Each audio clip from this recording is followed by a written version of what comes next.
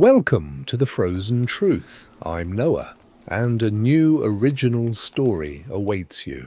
When Guard Hutchins kicked the bowl of watery stew out from under Megan's feet, he had no idea that less than a day later this woman would be cradling in her arms a man capable of burying everything he, and the people he served, had been breathing for the last 7 years.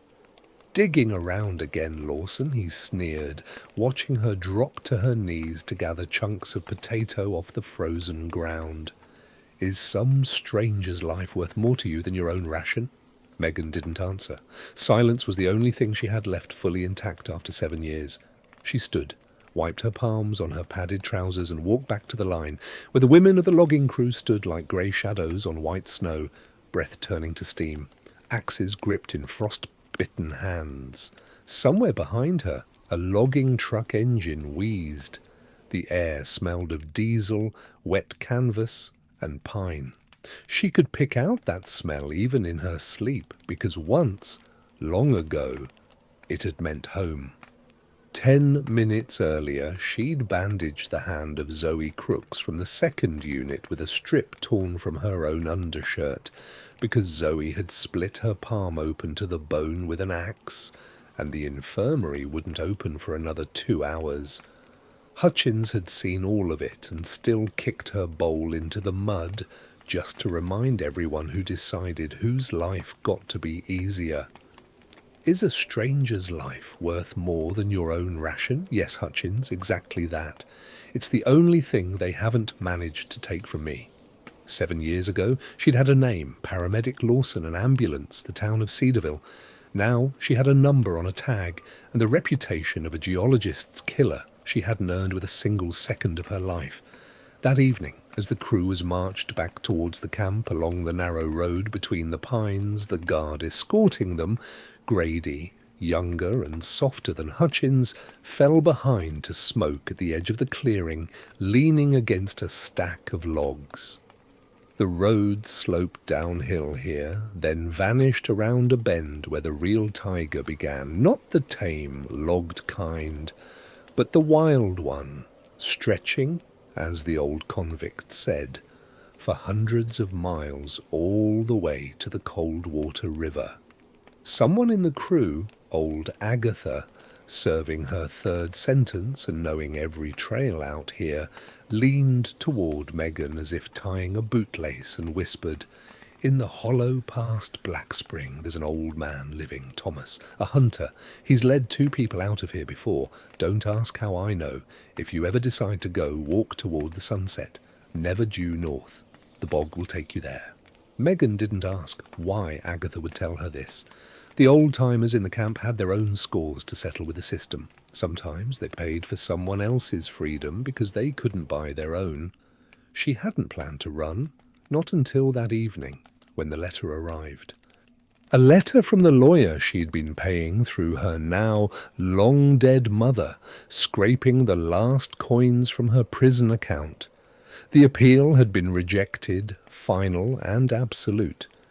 The Supreme Court had found no grounds to reopen the case of Lawson M., convicted under the article for the murder of geologist Rivers P. For 7 years, she'd believed the system would look honestly at her case at least once.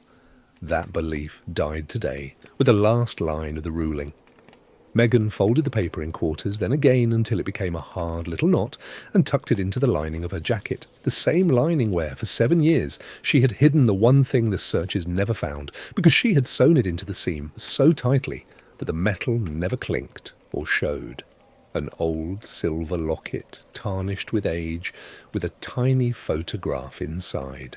A girl of about 5, laughing in a knitted hat, and on the back, a barely visible engraving, numbers almost worn away. A date. A gift from her father, whom she didn't remember alive. Only this cold oval of metal and her mother's stories. That night, as the barracks went quiet and the watchtower light swept a long yellow beam across the ceiling, Megan lay with her eyes open. not thinking about escape. She was thinking that if her life was already finished on paper, then at least her body could try to reach the place her soul had never been allowed to go. The truth about that evening 7 years ago, when she found Paul Rivers dead at the drilling site and realized the wound on his temple looked nothing like a fall from a rock face. Her chance came 3 days later when the crew was transferred to a distant logging block near the edge of the license area belonging to Northern Gold Holdings, the Cedar Ridge Mine, the same ground where her father had died 27 years earlier and Paul Rivers 7 years before that. The colony sent prisoners here to cut timber under contract with the company, cheap labour in exchange for a clean report for the inspectors. Megan recognised the clearing the instant she saw it, though she'd only ever seen it in an old photograph of her father's, one her mother had kept until her death. She recognised it and understood it was no coincidence. It was the only chance life had handed her in 7 years. She was here, right next to where it had all begun. Grady fell behind again, this time for a bottle hidden in the woodpile. Hutchins had stayed back at the camp that day with a fever. The escort had grown careless, the way anything held together by someone else's negligence eventually does. Megan didn't run. She walked away, calmly, without looking back, with the same unhurried step people use to step into the bushes for a moment. She counted to 100, then 200. Then the Taiga closed over her the way water closes over a stone. She walked towards the sunset, as Agatha had told her, surviving 3 days on frozen cranberries dug from under the snow, and once on a piece of half-rotten dried fish she found in an abandoned hunting shelter. On the third night, exhausted, she felt under her feet not solid crust but a hollow, as if the earth had been disturbed recently. A mound, freshly turned, barely dusted with snow, the width of a grown man, off any path, in a place where not even an animal would dig a den for winter. Her heart began pounding, not from fear. It was the professional instinct of a paramedic, an instinct that hadn't switched off even after 7 years in the camps. Earth doesn't lie like that over an animal's corpse. It lies like that over a person, buried in haste. She dug with her hands, then with a broken branch, then with her hands again, until her nails went white and started to bleed. And when she cleared the face, clumps of frozen clay fell away from sharp cheekbones and a grey stubbled jaw. Her breath caught for a second. It was a face she had seen in her dreams for 7 years, the face of a man whose testimony at trial could have saved her whole life, and who, according to the official investigation, had been dead for 5 years. Ian Sutton, site superintendent at the Cedar Ridge Mine, the only person who had stood beside her 7 years earlier when she found Paul's body, and who, at the trial, hadn't said a single word in her defence, because, as she'd been told through her lawyer, his own body had been found at the bottom of a ravine 5 years before, burned in an overturned jeep, identified by his personal belongings. The dead man was breathing, barely, hoarsely, but breathing. "It can't be," Megan whispered, and the steam from her voice mixed with the steam of his breath into one white cloud over the fresh grave. "They buried you 5 years ago." Ian stirred and didn't open his eyes. And somewhere far away, beyond the ridge of hills, in an office overlooking a half-frozen river, the man who'd given the order to bury him in this ground was at that very hour drinking brandy, utterly certain the matter was closed for good. The office on the 21st floor of the Redcliffe City business tower smelled of cigars, expensive leather, and the polished wood that only fills the offices of men who long ago forgot what it meant to work with their hands. Christopher Barrington, owner of Northern Gold Holdings, sat half-turned to the window, watching the last orange streaks of a winter sunset fade over the frozen Coldwater River, listening to a report on speakerphone. "Grimes, say that again," he said. without turning from the glass. Target eliminated. The voice of his head of security was as level as a man reporting on the removal of construction debris. Confirmed it myself. Buried him in the hollow past Black Spring. Nobody will get through there until spring. He kept quiet for 5 years for my sake, Grimes. I thought we'd agreed he'd live out his life in peace. Christopher, there was a barely noticeable pause in Grimes's voice. The order wasn't from you. Barrington slowly turned in his chair. Then from whom? Grimes was silent 3 seconds longer than was acceptable for a man with nothing to hide. From Alex. He said it was your urgent instruction, through the trusted channel. I had no reason to doubt it. Barrington took a sip of brandy and said nothing. He had a gift for silence that could land harder than shouting. He'd learned that art from his father, who, 40 years earlier, from this very office, with this very view of the river that could swallow any inconvenience, had built the mine up from a barrack settlement into a billion-dollar company. Alex had decided he could act over his head, he thought. That meant trouble. It meant the boy was done asking and had started taking. But out loud, Barrington only said, "Fine, Grimes, don't show the body to forensics.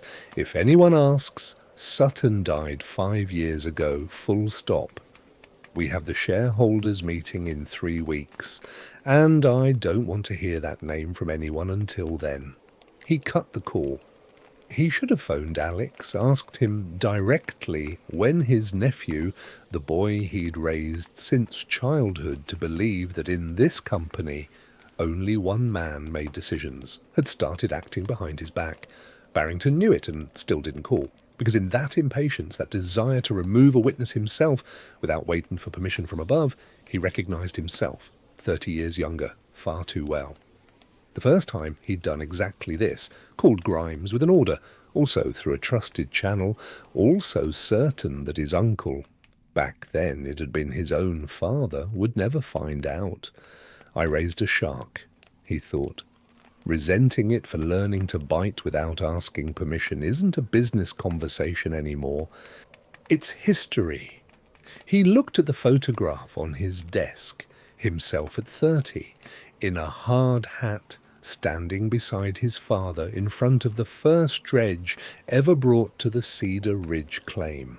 Beneath that photograph, in the bottom drawer of his desk, a drawer he hadn't opened in years, lay a folder marked with a single word, 1999. The year a simple labourer named Victor Lawson had died at this very mine, and the year young Christopher had first learned the price of the silence of people who could ruin everything. He had no idea that the woman who carried that same surname, Lawson, was at that very hour, kneeling in the snow 80 miles from his office, cradling in her arms the man he believed had been silenced forever. Alex Barrington was, at that moment, sitting in his office 1 floor below, talking to the company's lawyer, Felix Crane, a man whose face always wore an expression of polite doubt, like a notary who secretly despised every one of his clients. "Uncle's getting old," Alex said, flipping through an extraction report. Ever since the brakes failed on his Land Cruiser back in February, he's gotten jumpy, suspicious. It's inconvenient for me. Crane looked at him over his glasses. "The brakes failed by accident, Alex. That's what the police report says." "Of course, by accident." Alex smiled with just his lips. "In our line of work, Felix, accidents for hire are formatted exactly like accidents. That's not a flaw in the system. That's its whole virtue. Uncle's alive.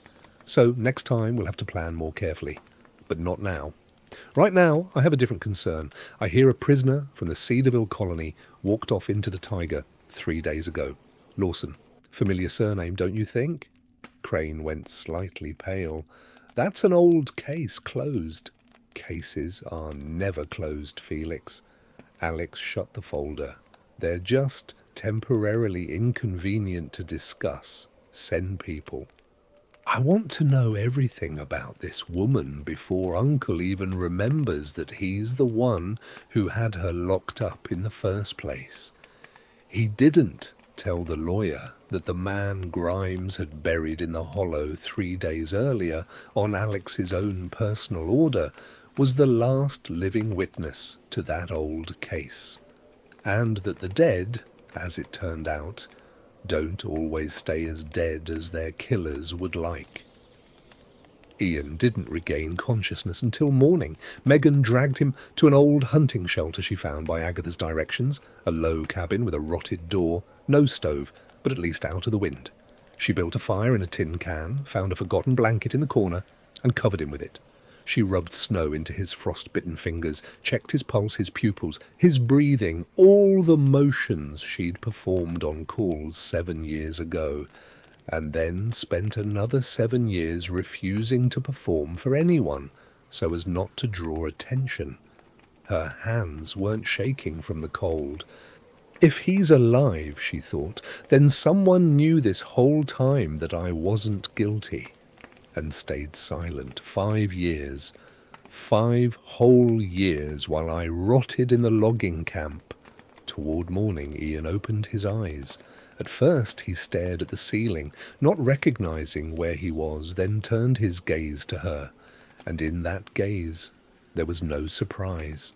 There was something worse, recognition, and right behind it, shame. "Megan!"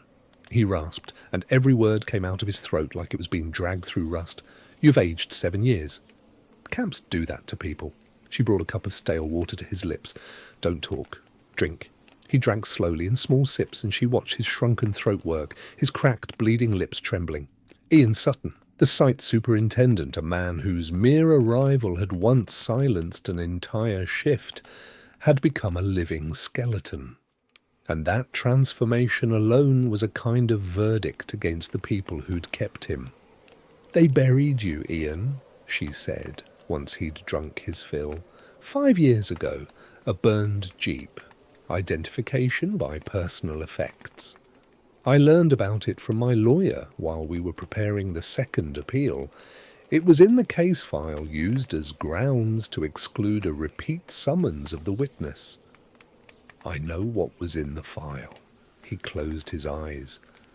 I signed the paper myself, the one that says I don't exist anymore. They stayed in the shelter for 2 days, until Ian could sit up without support. Megan fed him frozen cranberries and strips of dried meat she found hidden under the floorboards, clearly a hunter's stash left for winter. On the second evening, as the fire in the can gave off more smoke than warmth and the wind howled outside, Ian began to talk slowly, as if pulling each word from a deep well where it had lain unused for 7 years. "The night they found Paul, I was on shift. I saw a man walk away from the drilling rig. Not you, not Paul. Grimes, the head of security. I didn't get a good look at what was in his hands, but an hour later Paul turned up with his temple crushed, and you arrived on the call and were the first to say the wound wasn't from a fall. Why did you stay silent at the trial?" He didn't answer right away. In the silence, she could hear the damp wood crackling in the fire. 2 days after Paul's funeral, a man from Barrington showed up at my door. Not Grimes. Someone else, with cold eyes. Introduced himself as a lawyer. Said my daughter was at school in Redcliffe City, in a dormitory, unguarded, unwatched. Said it the way you'd mention the weather. I understood everything without him finishing the sentence. Megan said nothing. There was no judgment in that silence, only the exhaustion of someone who knows too well what fear is capable of. I signed a statement saying I'd seen nothing suspicious. 2 years later, when your second appeal reached the regional court and requested a repeat questioning of the witnesses, I couldn't take it anymore. I wanted to go to the investigator myself, tell him everything.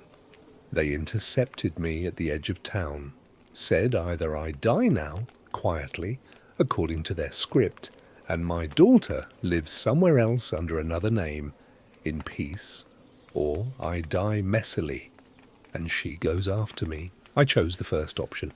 Where is your daughter now? I don't know.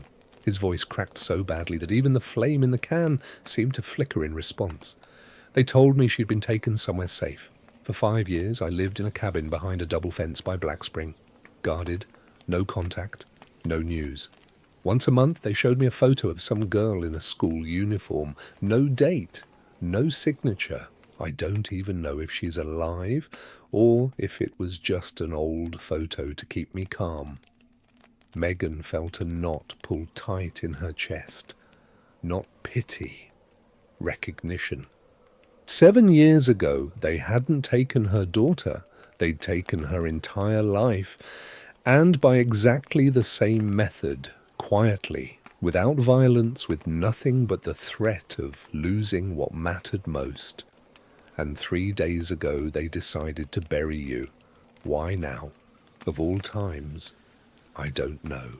Something changed with the guards this past month. They got nervous. Once I heard a phone call through the wall. Someone said, "The shareholders' meeting is coming, and we need to clean up all the loose ends before the date." 2 days after that, unfamiliar guards came for me. 2 strangers, in masks, drove me into the Taiga. I thought it was the end. On the 3rd day, when they had only a last handful of cranberries left, the shelter door swung open without a knock, and in the doorway, blocking the grey morning light, stood an old man with a double-barreled shotgun slung over his shoulder. Tall, gaunt, his face cut with wrinkles like the bark of an old cedar. Megan instinctively pulled Ian closer, scanning for anything she could use to defend them. "Don't move," the old man said, and his voice was calm. The voice of someone used to talking to the forest, not to people. If I wanted to turn you in, I'd have brought a patrol, not myself. Who are you? Quiet. He swung a sack off his shoulder. Something clinked inside. It turned out to be a thermos and a bag of dried bread. Saw your smoke for 3 days. Out here, smoke from a shelter chimney only gets noticed by the people who are supposed to notice it. I figured maybe someone else had run from the colony. You're a Lawson. Your father's name was Victor. Megan froze. How do you know my name? I've got eyes and a good memory. Thomas sat down on a stump by the entrance, not letting go of the gun, but not aiming it either. I worked the same crew as your father 27 years ago at the Cedar Ridge claim, until he got caught in a collapse in the shaft. I held you on my arm as a baby when your mother carried you into the village to get baptized. And now here you are, on the run, next to a man the local church gave last rites to in absentia 5 years back. Small world, girl, especially when it's the same people, year after year, sweeping the same dirt under the same rug. He looked at Ian with a long, studying gaze. Sutton, isn't it? The site superintendent? Ian flinched, but Thomas just shook his head. Don't worry, I haven't been part of their game in a long time. I just live where there are fewer people and more truth. And after a pause, he added something that made Megan's chest crack open. Not from pain, but for the first time in 7 years, from hope. If you want to survive and not waste your lives out here in the Taiga for nothing, there's a journalist in Redcliffe City, Olivia Rivers, sister of the very Paul you supposedly killed, according to the paperwork. She's been digging at Barrington for 7 years and still can't find what a court would accept as proof. You two, it seems, have something she's never had. What's that? Megan asked. Living witnesses, Thomas said. And judging by that locket I can see sticking out of your collar, something else too. Megan frowned. How do you know about Rivers? Thomas nodded toward a nail by the door, where an old transistor radio hung. Megan only noticed it now. 3 years ago she did a piece on the regional station, looking for eyewitnesses from before the mine, people who remembered Cedarville before it all changed. I never called in, but I remembered the name. Ian held out a trembling hand, and Megan, after a pause, unbuttoned her collar and pulled out the locket. A thin silver chain, a tarnished oval case the size of a thumbnail. She opened the lid, showed the small black and white photograph inside, herself at 5, in a knitted hat, and turned the locket over so Thomas and Ian could see the engraving on the back.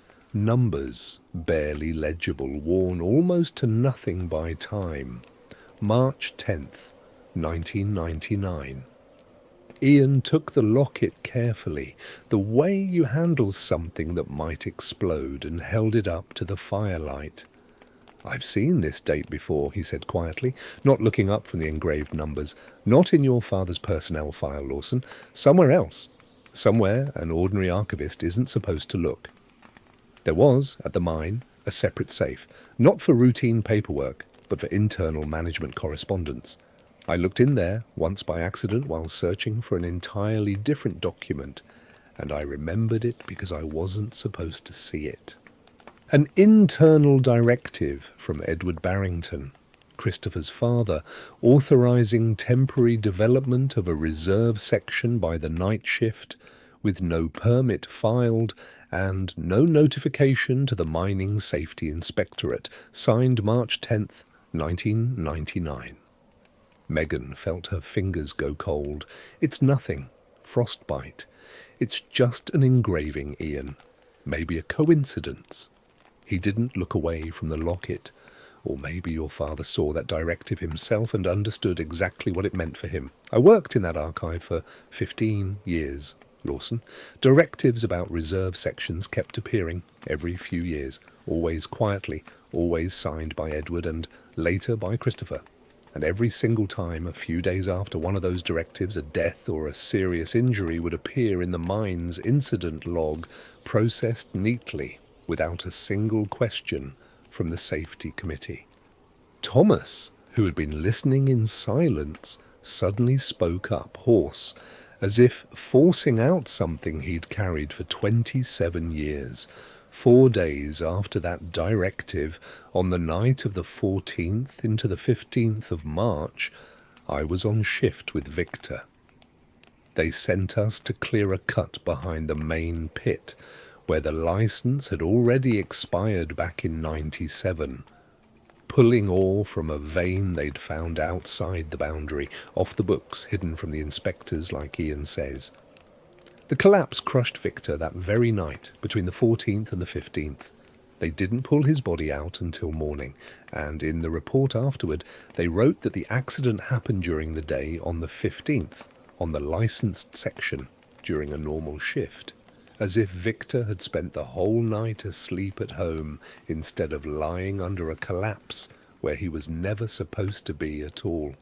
"Why did you never tell my mother this?" Thomas looked at her with such weight that Megan, for the first time in the whole conversation, looked away. "Because I had a family too, Lawson, and because fear is the most reliable chain people hang on themselves. I'm no hero. I'm just an old man who stayed quiet too long and now wants to die, having said the truth out loud, at least once."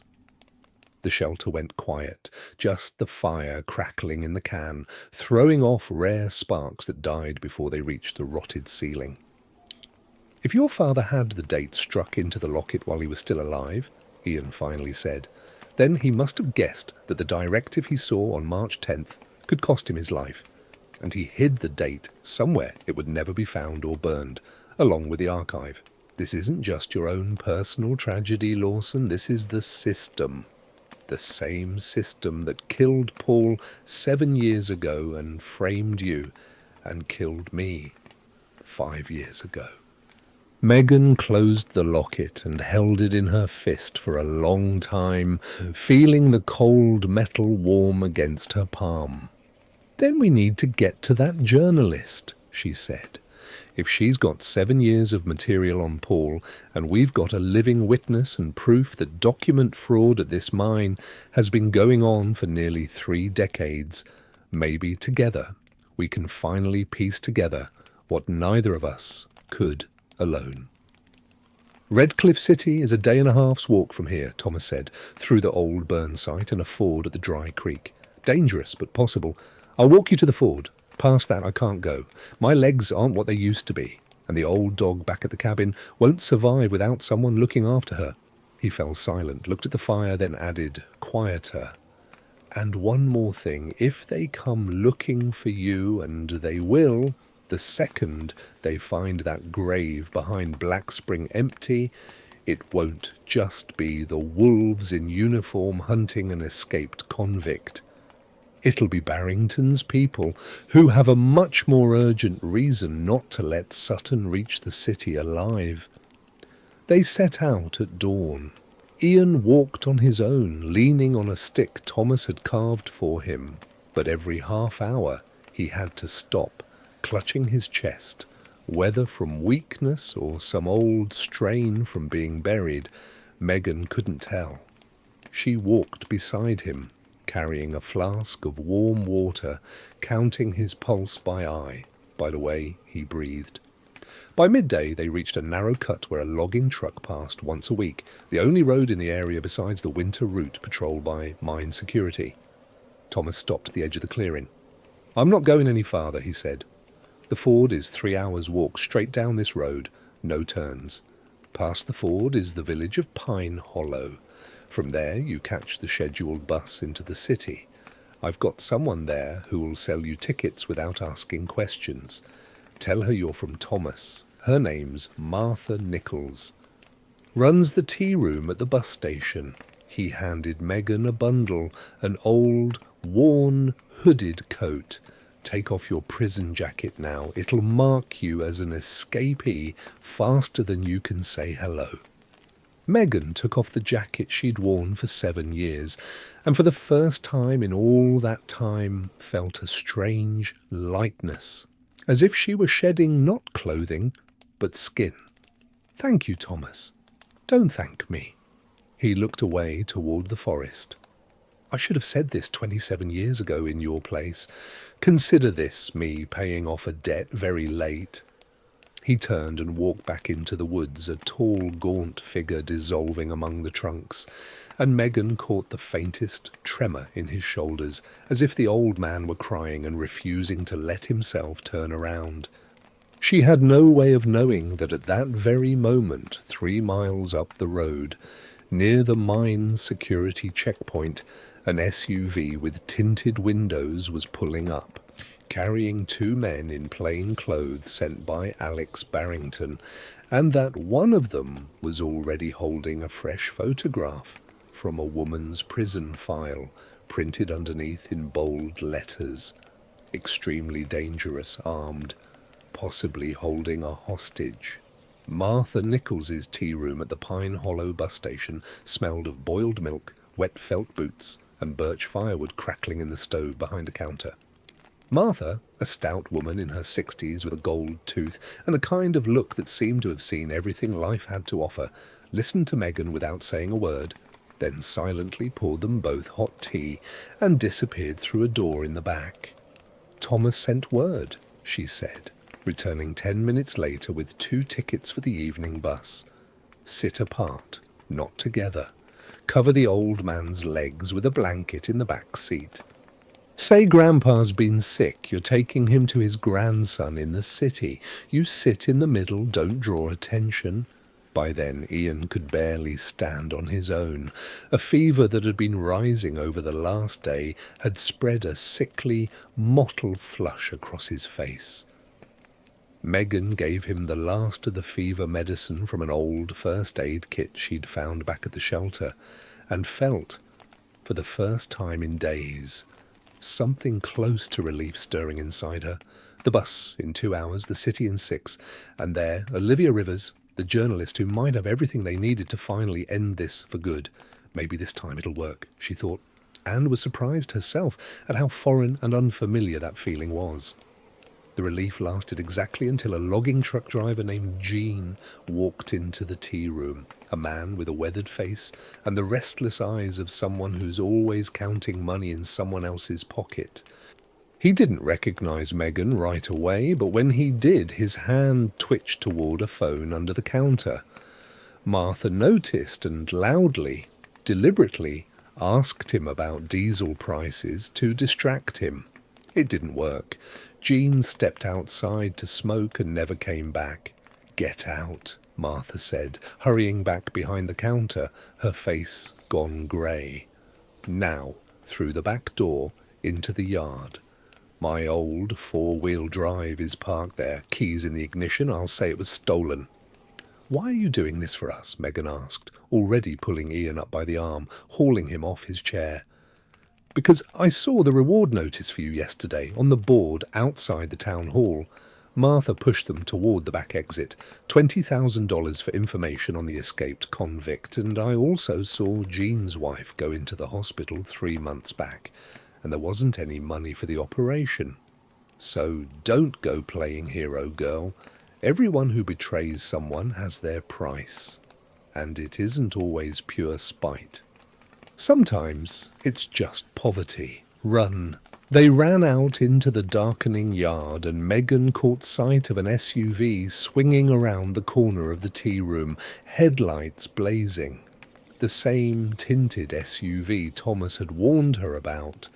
Martha's truck coughed to life on the third try, and glancing in the mirror, Megan saw 2 men get out of the SUV, one of them holding something that looked like a hunting rifle.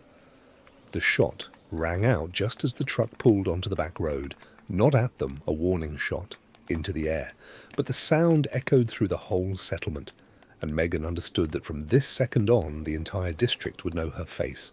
They ditched the truck 6 miles outside the village, sinking its wheels into a snowdrift by an abandoned sawmill, and went on foot along a power line, hoping the cables would lead them to the next settlement.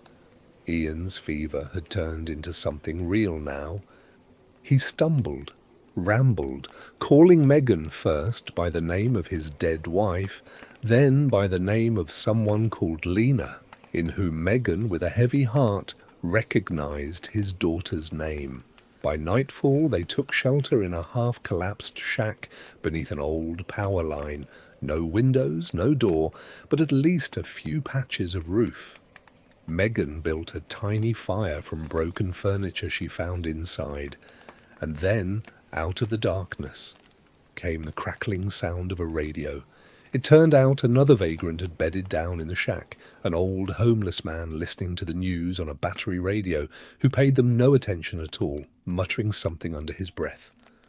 The announcer's voice on the old radio said something that made everything inside Megan collapse. Police in the region continue searching for escaped convict Lawson, Megan, who fled a correctional colony 5 days ago. According to investigators, the dangerous criminal is holding an elderly man hostage. His identity is being established. A representative of Northern Gold Holdings, the region's largest employer, expressed concern for the victim's welfare, noting that the company stands ready to assist law enforcement in any way in the search for the criminal.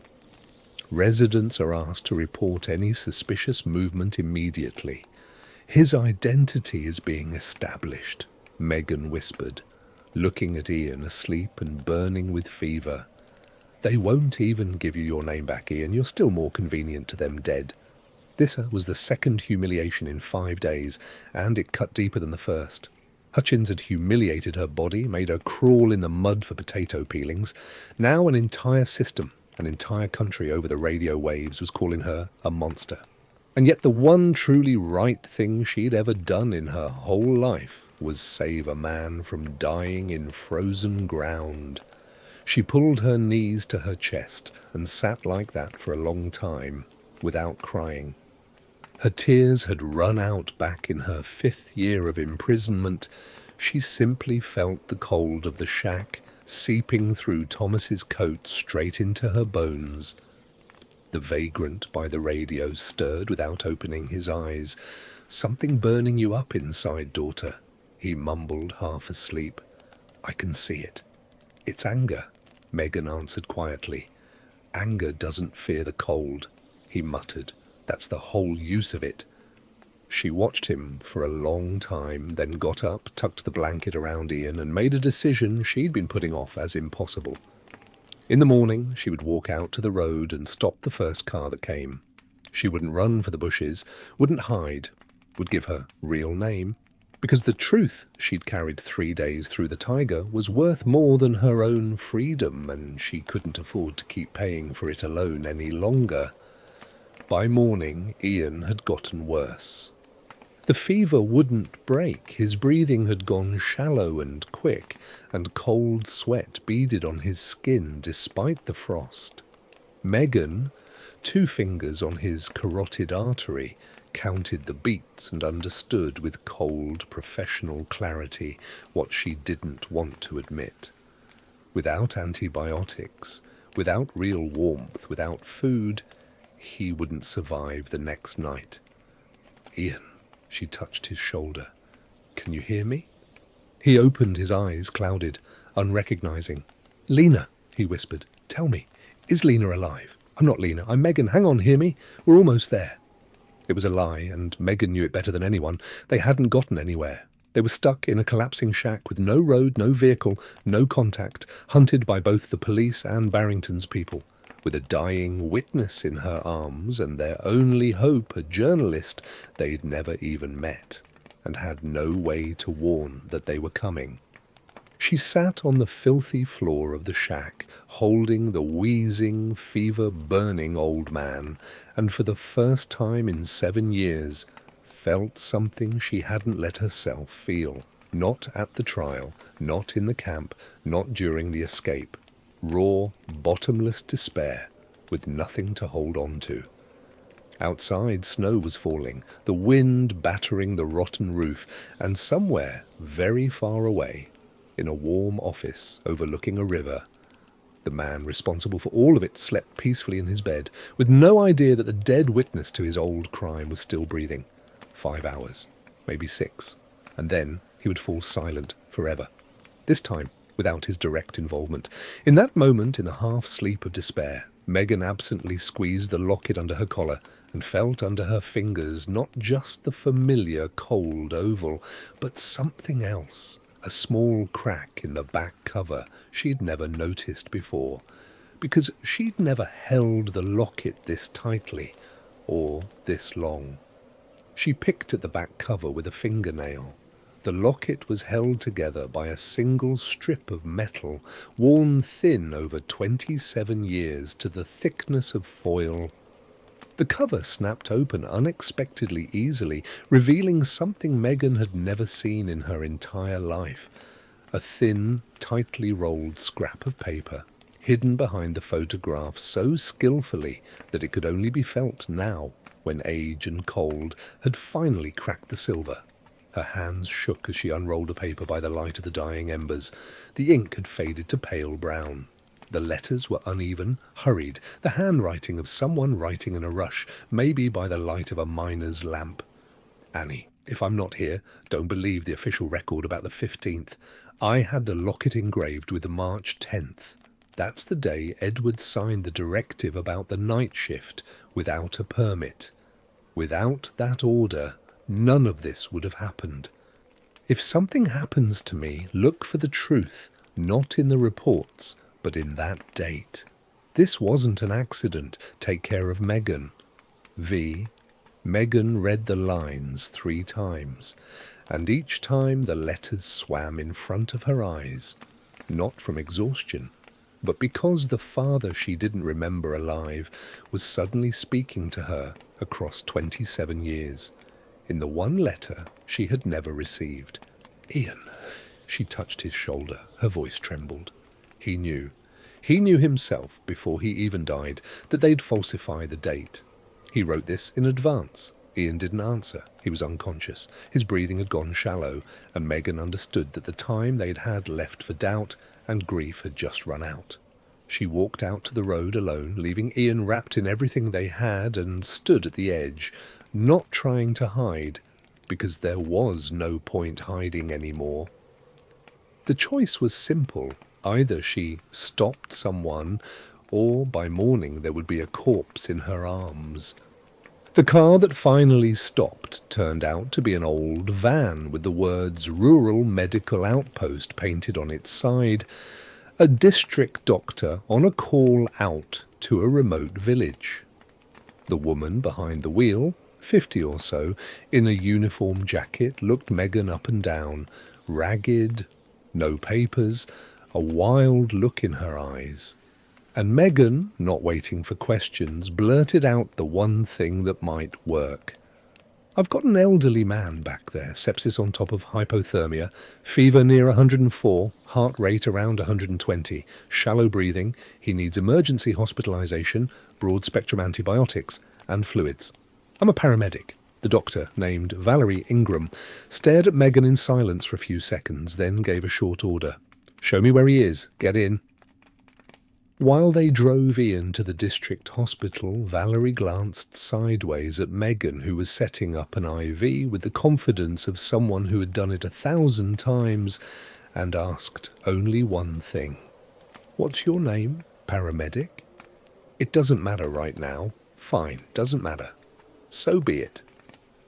Valerie didn't push, but Megan noticed her hold her gaze on her face a beat longer than necessary, as if recognizing something. "We'll admit him as an unidentified patient with no documents per the accompanying party's statement. Papers later. Right now, the man needs an IV, not a records desk." What Megan didn't know was that Valerie had a phone in her jacket pocket with a federal search bulletin already pulled up, and that, turning back to the road, she was quietly dialing, not the police, but a different number entirely. The one on an old business card a journalist had given her 7 years earlier, while asking paramedics across the district about the Rivers case. Ian was admitted to intensive care at the district hospital on antibiotic drips, and the doctor on duty that night told Megan plainly, "There's a chance, but it's 60-40. And the next few hours will decide it." Megan sat in the hospital corridor, breathing in the smell of bleach and that particular institutional comfort found only in provincial hospitals at night, when a woman came out of the door at the end of the hall, short, in a worn leather jacket, a recorder sticking out of her pocket, with the same tired, weathered look common to people who've spent far too long searching for something they thought they'd never find. "Valerie Ingram called me an hour ago," the woman said, stopping 3 steps away. "Said she'd brought in a paramedic with no papers and a patient who, quote, looks like he's straight off a missing persons poster for someone named Sutton." I didn't believe it. Drove out to check. "Who are you?" "Rivers. Olivia Rivers." She pulled an old, worn photograph from her pocket and held it out to Megan, a young man around 25, smiling, in a hard hat, standing in front of a drilling rig. "That's my brother."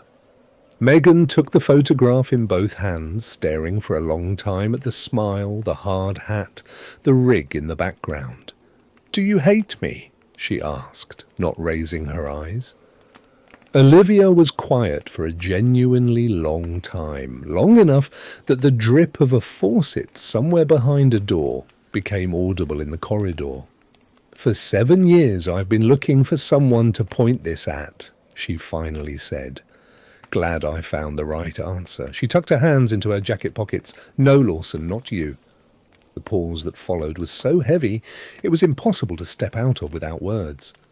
Olivia pulled out her recorder. Businesslike. "For 7 years I've lived with one question nobody can answer for me. Why would you have killed him, if by every account from his co-workers you two barely even knew each other?" "I didn't kill him." "I know," Olivia said, and there wasn't a trace of doubt in her voice, only 7 years of exhaustion.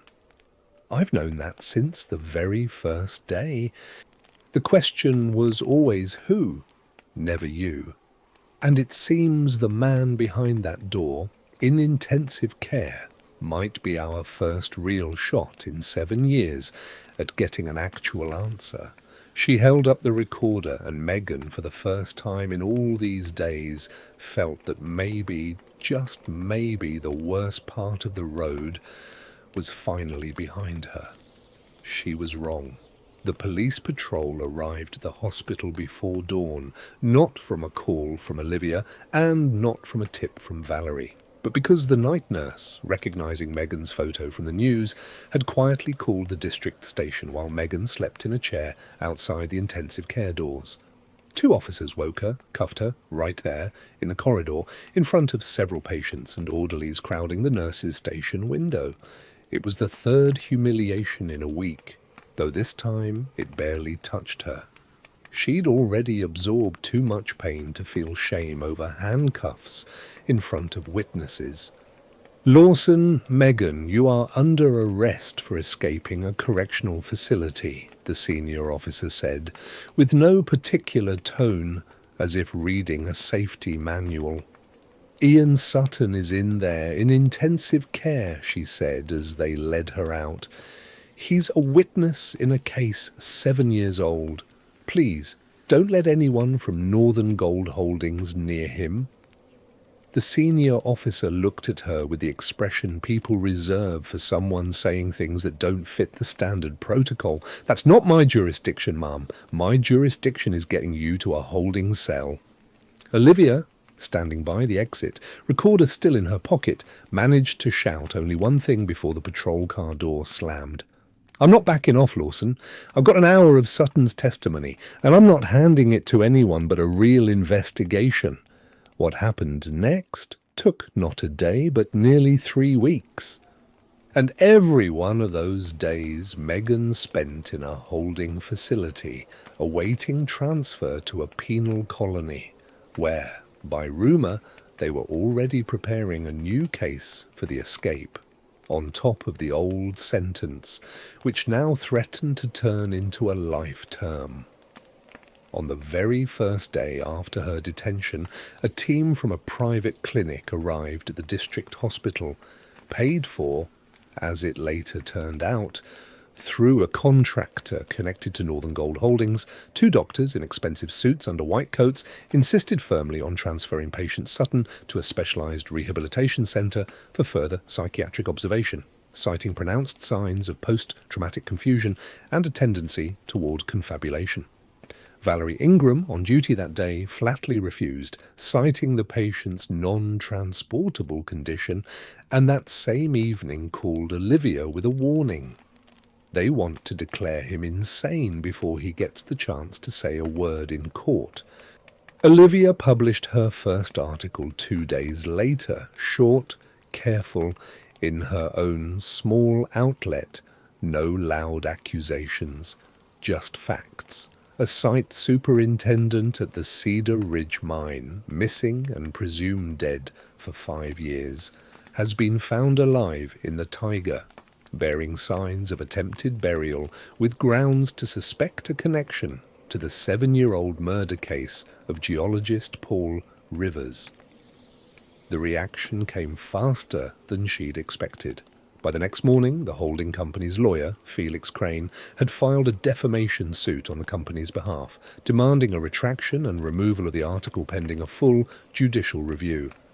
The district court, reviewing the request on an expedited basis, slapped a preliminary injunction on Olivia's outlet, barring any further publications on the subject until the facts could be verified. Formally lawful. Practically a gag, applied by hands skilled at making it look respectable. How long will this last? Olivia asked her lawyer over the phone, pacing the newsroom, which by now consisted of 2 desks and a coffee machine she could never quite afford to fix. A month, maybe 2, before we can even appeal the order. They've got 10 times the lawyers. We have budget, Olivia. Nobody in this country stalls better than they do. This was the first of 3 major defeats waiting for them, and Olivia, hanging up the phone, had no idea the second would arrive within the week. Ian, once fully conscious, gave Olivia a detailed recorded statement about Grimes walking away from the drilling rig the night Paul was killed, about the threats against his daughter, about the falsified date of Victor Lawson's death in the archive records. The recording ran almost an hour, and Olivia, after listening to it 3 times, was convinced it was a bombshell capable of bringing down everything the Barrington dynasty had built over 30 years. She passed a copy to an investigator she knew at the regional office of the Bureau of Investigation, Irene Sutherland, a woman with the reputation of being the only investigator in the region that Northern Gold Holdings had never managed to buy or intimidate. Sutherland listened to the recording in her office without saying a word, then drummed her fingers on the desk for a long while. Rivers, you understand, one audio recording isn't enough. The defense will claim the statement was obtained under duress. The man just came out of a severe fever. Possible confusion, possible outside influence. They've got a whole roster of psychiatrists ready to sign off on anything for the right fee. I need documents, archival records that confirm the date falsification. I need independent witnesses to what happened 7 years ago. I need something, anything, that can't be dismissed as the word of one frightened old man and a fugitive convict. "We have the locket," Olivia said, with a note inside written by Lawson's father almost 30 years ago. The note needs a forensic handwriting analysis to establish authenticity compared against samples we still need to find. Sutherland shook her head. That's weeks, Rivers, maybe months, and I've already had calls from the prosecutor's office asking why I'm spending resources on a case with a finalized verdict already on the books. The holding company has its annual shareholders meeting in 2 weeks, Olivia said, lowering her voice as if it were a military secret, with a live press feed. If we can hit that deadline. I can't promise I'll get a case opened in 2 weeks. Sutherland looked at her directly. But I can promise you this. If you bring me archival documents, I will personally check every page the same night you bring them to me. That same evening, as Olivia left the bureau building, a man she had never seen before approached her in the parking lot. A large man in a leather jacket, his face marked with the small scars of old fights, his eyes carrying not a threat but a kind of cornered, exhausted resolve. "Miss Rivers, who are you?" "Grimes. Dale Grimes, head of security for Northern Gold Holdings." Olivia took an involuntary step back, her hand sliding into her pocket where her phone was. "Don't be afraid," he said, and his voice cracked in a way that voices don't crack for men used to scaring others. "I didn't come for you. I came because 3 days ago I was ordered to bury a living man in a taiga. I did it, and now that man is alive, and I—" Grimes stopped, clenched his fists. "I've got a daughter his age, Rivers. When that old man in the pit moved one last time before I shoveled the dirt over him, he didn't call for help. He said, 'Forgive me.'" Who was he saying that to? To me, to his daughter, to God, I don't know. But I hear it every night for 3 days straight now, and I can't take it any more. What do you want? I have a recording of a phone call where Alex Barrington personally orders me to eliminate Sutton, citing a directive from his uncle that, as I found out afterward, never existed. I have documents about an attempt on Christopher Barrington's life. The car wasn't rigged by an outside hire. It was someone from my own security team on Alex's personal orders. And I have 15 years of work in that company's archive, Rivers, during which I saw documents the company would rather bury deeper than they'll bury me when my time comes. Olivia studied him for a long minute, feeling something inside her for the first time in 7 years that resembled real, unghostly hope. Why come to me and not the police? Because the police in this region are a phone line that, if you dial the wrong number, rings straight to Barrington's office. Grimes held out a flash drive wrapped in a handkerchief as if afraid to leave fingerprints even on his own truth. "And you're the only person who's spent 7 years writing about this case, even when nobody wanted to listen." He turned to leave, but Olivia managed to ask, "Did you kill my brother?" Olivia's voice was completely level, but she'd shoved her hands so deep into her pockets that Grimes noticed. A long pause. "Yes," he finally said, with no embellishment. on Alex Barrington's order. He was 19 at the time. Wanted to show his uncle he could handle problems on his own. Paul found documents in the archive about unlicensed extraction, the same ones Sutton's talking about, and was about to hand them to the inspectorate. Alex called me. I was 42, and I had a family. I did what he asked. A pause. 20 years I've lived with it. Olivia was quiet for a long time, then nodded once, briefly. "Thank you," she said, very quietly. "Now I know the answer to the question that's kept me awake for 7 years. What's going to happen to you if they find out what you did?" Grimes didn't turn around. "Why didn't you finish Sutton off?" Olivia asked at his back. "Because he asked for forgiveness." His voice went hollow. "I had a mask on. He never saw me, and he still said it, forgive me, into nothing." "To who?" "I don't know. His daughter, maybe. God, I buried him with the dirt, heard him still breathing, and I should have made sure it was over. I didn't. I left." "That wasn't pity, Rivers. Don't credit me with something I didn't feel. I just couldn't stand to stay there one more minute." "The same thing that happened to Sutton," he said, without turning back, except without any chance of someone digging him back up. Sutherland filed an official request to the Northern Gold Holdings Archive demanding personnel records for mine staff from 1999, including workplace accident reports. The reply came 5 days later, signed personally by Deputy General Director Alex Barrington, with an attached note.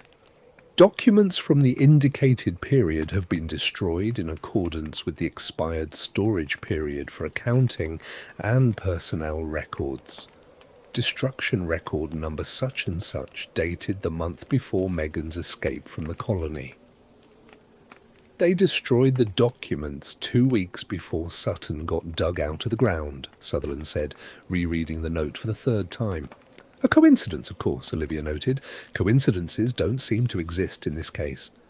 This was the 3rd defeat, and the bitterest, because it stripped them of exactly the thing Sutherland had called something that can't be dismissed as the word of one frightened old man.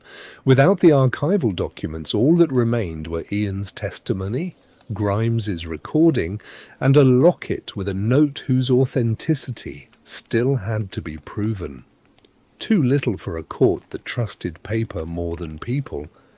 Ian, learning the archive had been destroyed, unexpectedly smiled, the first time since Megan had dug him out of the frozen ground. "They destroyed what was sitting in the accounting department's safe," he said. "But I spent 15 years running that company's archive. You think in all those years I never made myself a copy or two, just in case I'd someday need to save my own skin? Where are they?" "At my house in Cedarville, under the cellar floor, in old tea tins next to jars of pickled cucumbers my late wife put up before the flood. The house has stood empty for 5 years. Technically belongs to my daughter now by inheritance, but I'm sure someone's kept an eye on it the whole time, just in case." Grimes, hearing about the box, offered himself to drive them to Cedarville. A risky plan, since the village sat 10 minutes' walk from the mine's main checkpoint, and the appearance there of an escaped convict, a journalist, and a man presumed dead threatened to spell disaster at the first chance encounter with a familiar face. "I know the patrol schedule," Grimes said at the family council that gathered in Olivia's rented apartment, buried in folders and coffee cups. "I built it myself, 15 years running.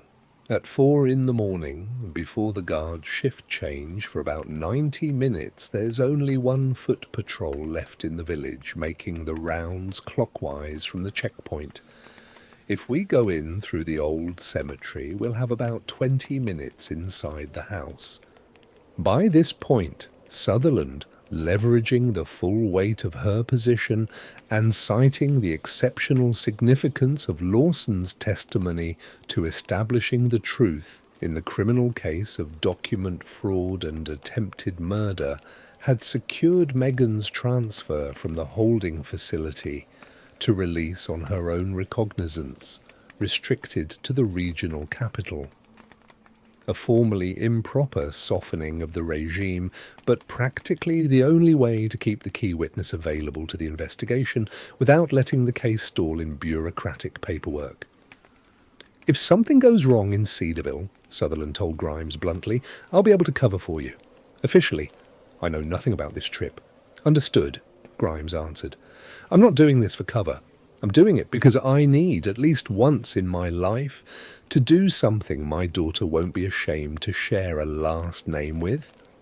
At 4 in the morning, under a star-filled sky and a frost sharp enough to cut, they slipped out of Cedarville's abandoned cemetery toward Ian's house, a low, leaning structure with boarded windows where Ian's daughter had been born 27 years earlier and where, 5 years ago, the last lights had gone out before its owner supposedly died. Inside it smelled of dust, mice, and damp wood, the smell of an abandoned house, accumulated over years like dust on old photographs.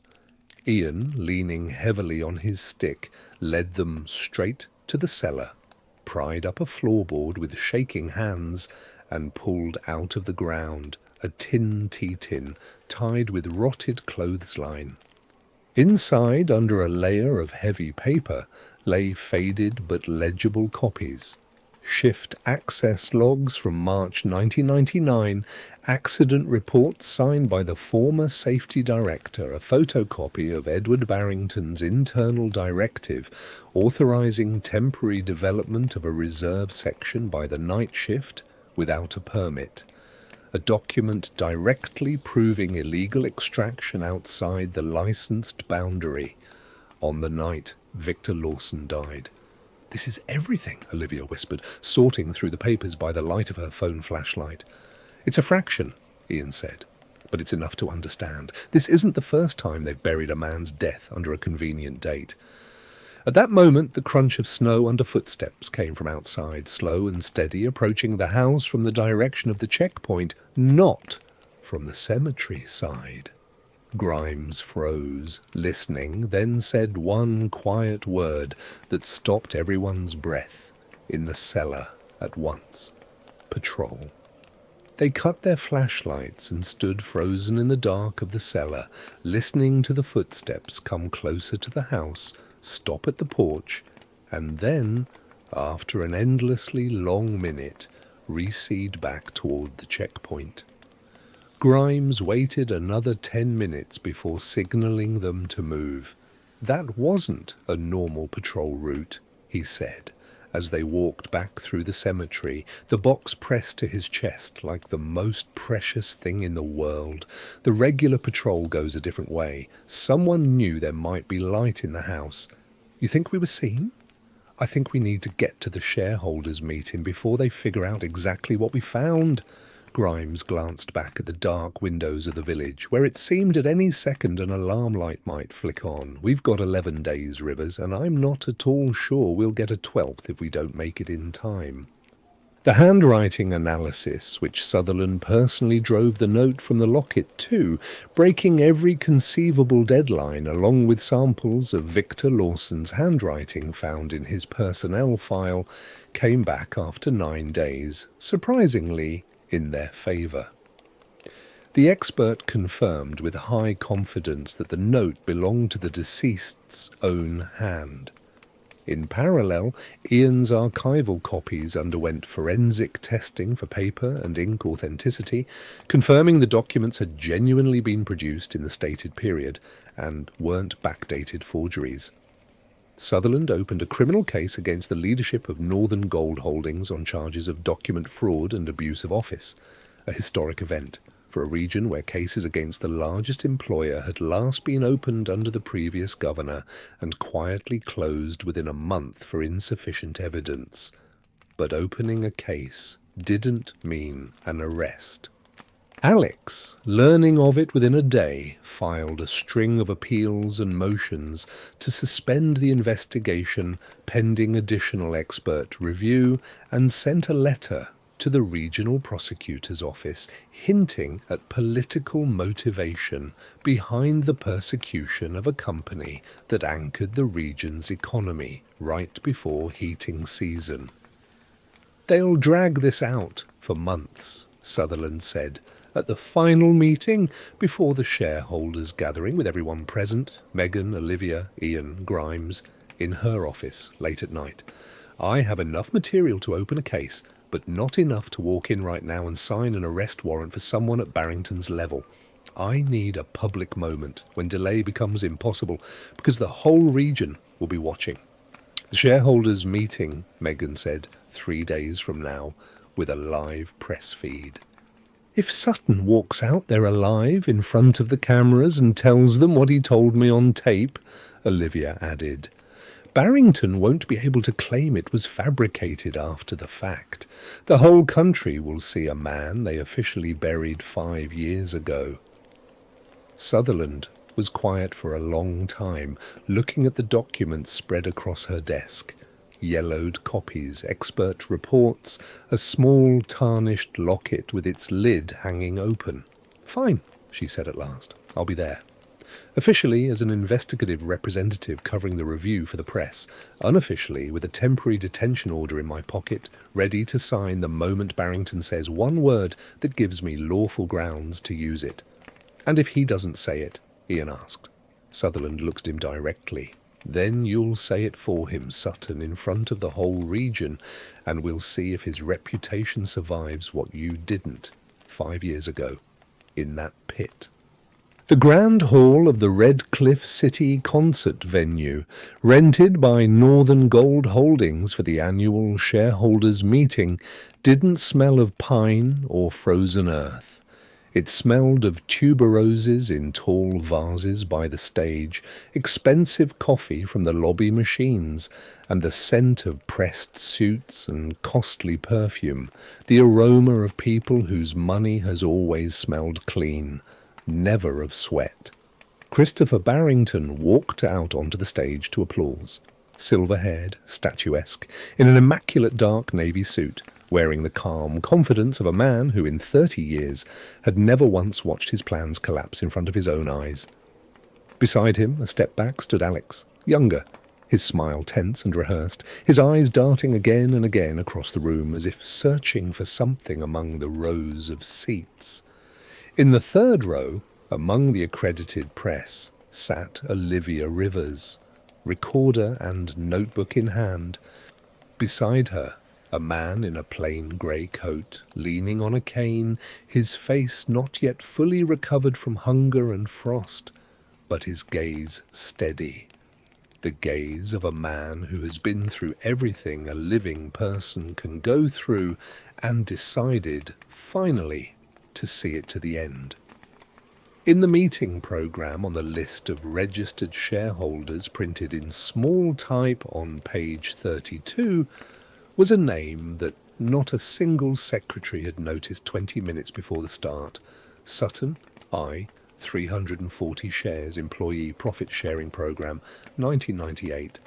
A tiny package issued once to an ordinary mine employee under a loyalty programme, comfortably forgotten by the company's accounting department all these years, because no one had ever filed to remove a dead shareholder from the registry. In the fifth row, sitting quietly in a strict dark coat, was Megan.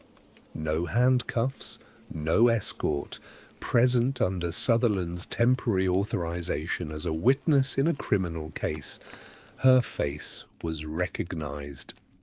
A few heads in the room turned. Someone whispered to a neighbor, but the plain-clothes officer sitting beside her made clear, with one shift of his shoulder, that touching her today wouldn't be advisable. By the service entrance, in a dressing room converted into an improvised investigative command post, Sutherland waited with 2 operatives and a signed, but not yet executed, detention order.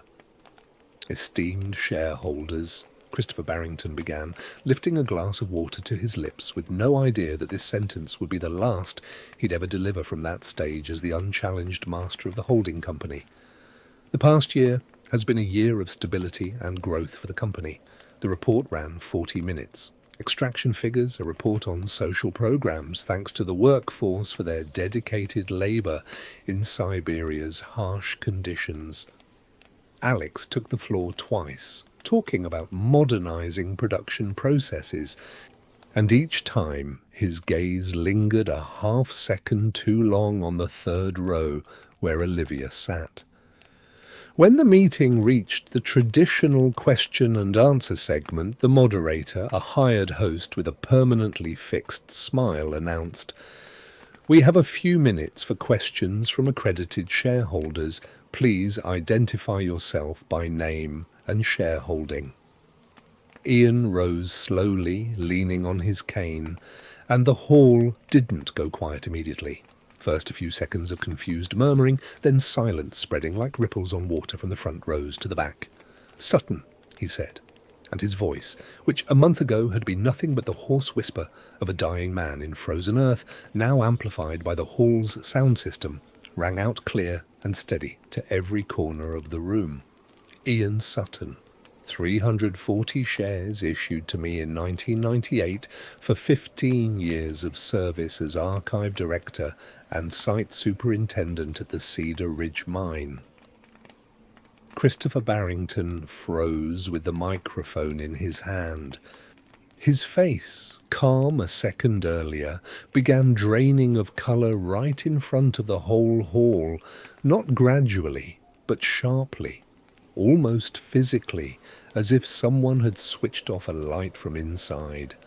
"That's not possible," he said, and his voice, for the first time in 30 years of public speaking, cracked. "Sutton died 5 years ago. They buried me alive 5 years ago, Christopher," Ian said, speaking slowly, letting every word reach the farthest row of the hall. "Because I knew too much about Paul Rivers' death 7 years ago, and because this woman," he turned, pointing his cane toward the 5th row, where Megan sat, and the whole hall, as one organism, turned to follow his gesture, "was convicted of a murder she never committed, because the truth about that murder led straight to your office." The hall erupted into noise. Reporters leaned forward. One of the shareholders jumped to his feet, demanding quiet. Camera operators along the back wall scrambled to redirect their lenses from the podium to the 5th row and back. Alex Barrington, who had been standing motionless at the edge of the stage, stepped forward and snatched the microphone from the moderator, a gesture that betrayed his panic faster than any words could. "This is a provocation," he shouted, and his voice, unlike Ian's, trembled not with weakness, but with the rage of a man backed into a corner. "This man is mentally unwell. He spent 5 years God knows where. He's been bought off by competitors to discredit the company ahead of." "Alex Dmitrievich," a calm voice rang out from the 3rd row. Olivia rose, holding up her recorder. "Maybe you'd care to explain to the hall why, on a recording from the 12th of this month, you personally order your head of security, Grimes, to eliminate Ian Sutton, citing a directive from your uncle, a directive which, by Grimes's own account, never existed." The hall gasped as one. Alex opened his mouth to object, and in that brief pause, in that single moment of confusion, said the one sentence that would cost him dearly. "That recording is taken out of context." Alex's voice lost its rehearsed evenness. "That's a working conversation being deliberately twisted. Grimes is an unstable employee with his own motives to slander. His testimony, Alex," Olivia said, without raising her voice. "You just confirmed you're familiar with the contents of the recording." 1 second of silence. In it, Alex realized he'd said too much. His face went rigid. "Grimes had no right to record our conversations. That's an illegal piece of evidence. And any court, Alex Dmitrievich," a new voice rang out, calm and firm from a side door of the hall, "will first ask why you needed to give an order like that, if, as you say, nothing illegal was happening." Irene Sutherland walked through the hall between the rows of seats, and behind her, a step back, came 2 officers in uniform.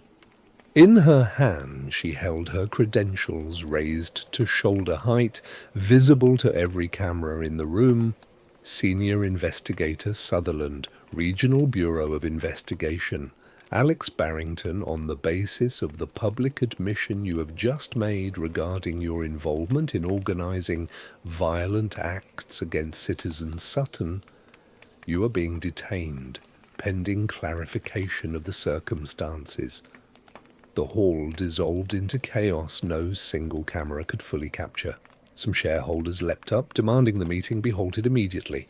Others sat frozen, afraid to miss a single second.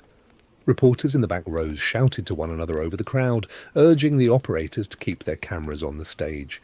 Christopher Barrington, who had stood motionless through all of it, like a man whose legs had simply given out, slowly sank onto a chair behind the podium, not where he'd meant to sit, but past it on the very edge of the seat.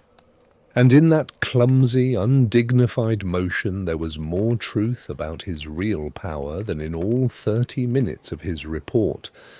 Christopher Barrington! Sutherland approached the stage itself, and the hall fell so silent that the click of her heels on the wooden floor was audible. I have archival documents from 1999 confirming the falsification of the date of Victor Lawson's death, a worker who died during illegal extraction outside the licensed boundary on the personal order of your father, Edward Barrington. I have a handwriting analysis confirming the authorship of the note found in the locket of the deceased, addressed to his wife. I have Sutton's testimony and Grimes's recording, and I have a direct public admission from your nephew, made 2 minutes ago, in front of the cameras of every major national network.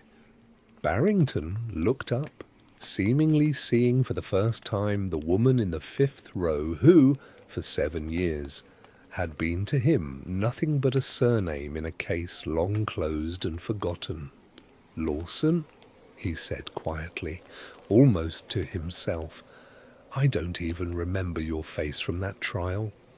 And I've remembered every single day since, Christopher," Megan answered, rising from her seat, and her voice, astonishingly calm for someone who had waited 7 years for this moment, rang through the stunned hall, clearer than any microphone.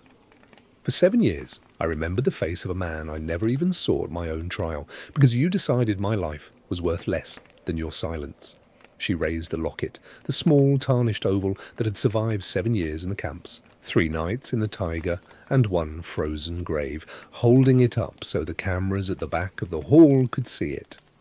"My father had that date struck into it, wrote a note to his wife, hid the truth where he thought it would never be found, and hoped that someday someone would open the cover."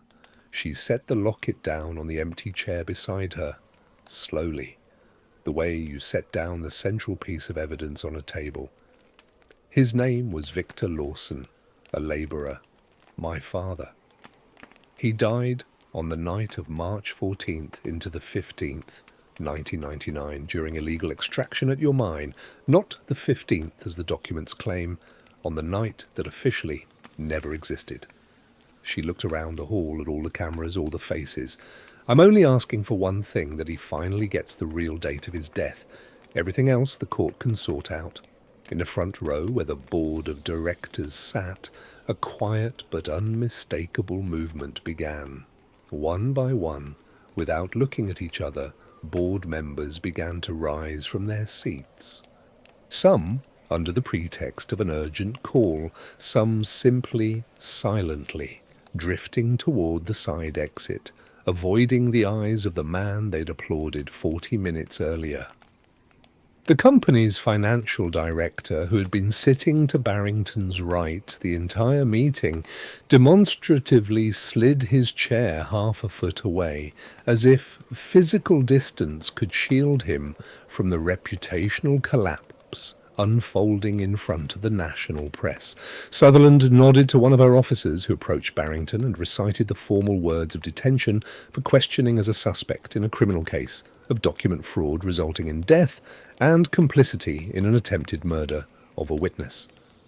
Barrington rose slowly, the way a man rises when not only his legs but his entire frame has suddenly aged, and as he passed the front row, he found not a single gaze willing to meet his own.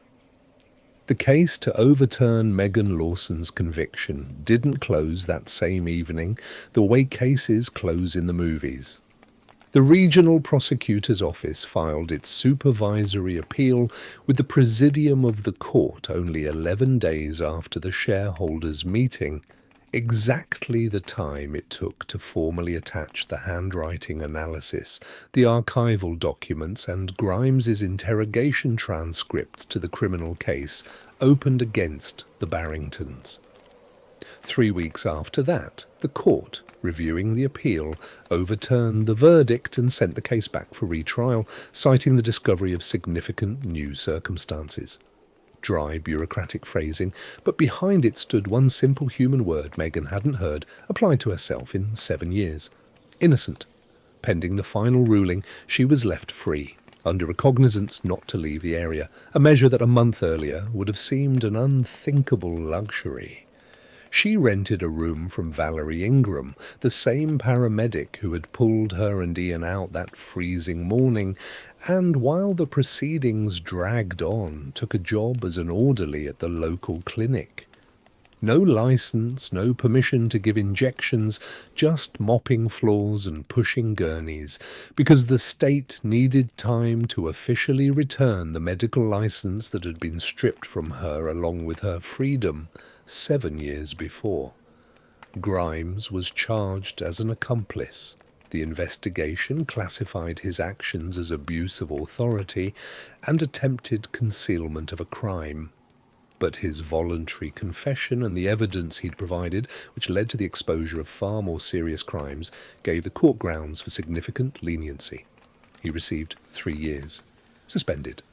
On the day the sentence was read, a teenage girl sat in the courtroom, a daughter he hadn't seen in 2 years, finally finding him not through an unsigned photograph, but alive, real, crying in front of the judge. Alex Barrington received 8 years in a maximum security colony on combined charges of attempted murder and organizing violent acts resulting in grievous bodily harm.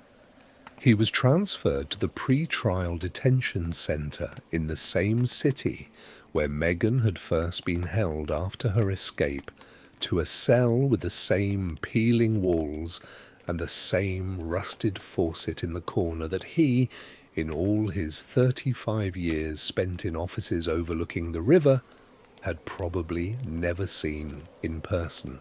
After 2 days in the holding facility, the investigation could no longer keep Christopher Barrington without a court order. He was released on recognizance not to leave the area. The document fraud charge didn't require mandatory detention, and Victor Lawson's death had been reclassified as a case of negligence resulting in death, for which the statute of limitations on the death itself had already run out. What remained was the falsification of documents, which had continued right up until the recent destruction of the archive. The criminal case against him, lawyers predicted, would drag on for a year, maybe 2. But the holding company's board, learning of the investigation, voted within the week to remove him from his post as general director, pending the completion of all reviews. Soft phrasing for what amounted in practice to the end of a 30-year era of one man's unchallenged rule. Nearly 6 months passed. The snow in the Taiga finally melted, exposing last year's pine needles and the first timid shoots of fireweed where old clear-cuts had been. Megan stood at a small village cemetery outside Cedarville by 2 neighbouring graves, her father's, whom she had never known alive, and her mother's, who had died when Megan was 16. The air smelled of melting snow, wet earth, and distant cedar resin, the same smell that 7 years ago had meant home to her, and now, for the first time in her life, meant truth as well. She held the repaired locket in her hands. The back cover had been resealed by jewellers from the regional forensic lab after the note was taken into evidence, leaving her only the photograph of a little girl in a knitted hat. Megan bent down and laid the locket on the mound of her father's cross, pressing it down with a small stone so the wind wouldn't carry it off. "I found the people who stole your death, Dad," she said quietly.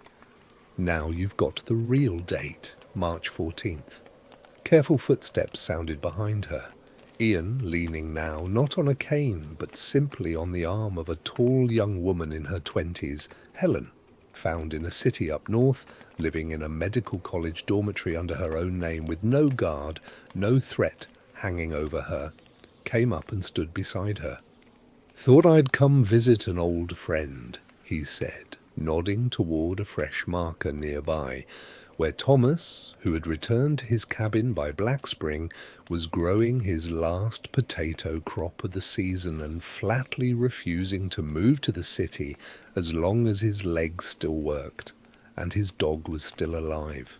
"Helen's doing her clinical rotation at the regional hospital," Ian said, and in his voice was that particular careful pride of a man who, for 5 years, hadn't known whether his daughter was even alive, and now was almost afraid to jinx this simple human happiness with a careless word. "Says she wants to become a paramedic. I never told her why, if I'm honest. Maybe it doesn't need telling." Megan smiled for the first time in a long while, a real smile, without the usual inner tension. Let her choose it for herself, without my story weighing on her shoulders. That same morning, in the Red Cliff City Pre-Trial Detention Centre, Christopher Barrington sat in an interview room ahead of yet another hearing in his case, while his lawyer, briefing him on the latest motions, talked about new deadlines, new expert reviews, new hearings that would stretch on for another year, maybe 2. Barrington wasn't listening. He was looking at a small barred window through which he could see the same river, only not from the 21st floor with a sunset view, through dirty glass scratched over the years by everyone who had sat here before him. There were no cigars in the room, no brandy, no scent of polished wood, only bleach, damp concrete, and that particular unmasked smell of human fear, which he had once known how to instill in others and now, it seemed, was beginning to recognize on his own skin. No one came to visit him, except the lawyers he paid. The board of directors, who had applauded his every word for 30 years, voted at their very first meeting, without him, to change the company's name, striking the Barrington surname from the corporate registry, as if erasing it the way people erase an inscription off a gravestone no one wants to visit anymore. "Christopher, are you listening?" the lawyer asked. Barrington slowly turned his gaze from the window to the desk. "I'm listening," he said, and for the first time in his life that short answer cost him real effort. Not because he had nothing to say, but because listening, it turned out, was far harder than spending a lifetime making others listen to him. On the way back from the cemetery, Megan, Ian and Helen stopped by Olivia's car, an old sedan the journalist hadn't been in any hurry to trade in, even after her articles on the Barrington case went out in national reprints and finally brought her small outlet its first real income in 7 years. "Monday we go to the city for the hearing on your case," Olivia said, opening the door. "The lawyer says the final ruling could come down as early as this week. 7 years of waiting." Megan looked down at the melting snow underfoot, at the first bare patches where last year's green grass was already pushing through. "I can wait 1 more week. It's nothing." She climbed into the back seat next to Ian and the car rolled slowly down the broken road through the village, past the abandoned house with a cellar that probably still smelled of dust and old pickle jars. Past the mine checkpoint where, under new outside management, a notice now hung announcing an independent audit of working conditions. Past the very hollow by Black Spring, where the ground, finally thawed by spring, had at last forgotten the taste and smell of human fear. If this story moved you, give it a like. It really helps the channel grow and lets us keep telling more stories like this one. Subscribe so you don't miss new episodes, and let us know in the comments what you thought of this story. And here's today's question for discussion. Ian stayed silent for 7 years to save his daughter's life. And because of that silence, an innocent woman lost the best years of her life behind bars. Can you forgive a person who betrays someone else's truth to save their own child? And would your answer change, knowing that in the end he paid for that silence with his own freedom and nearly his life? Leave your thoughts in the comments. I'd really like to know how you see it.